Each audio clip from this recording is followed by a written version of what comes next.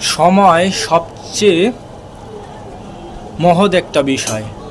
সময় কারোর জন্য অপেক্ষা করে না।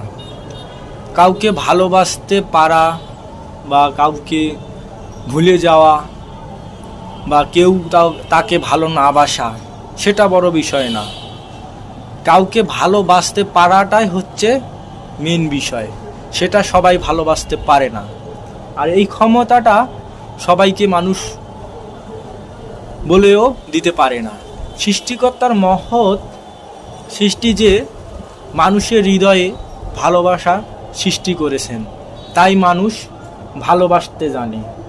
আর এটাই হচ্ছে নিয়তি, এটা মেনে নিতে হবে।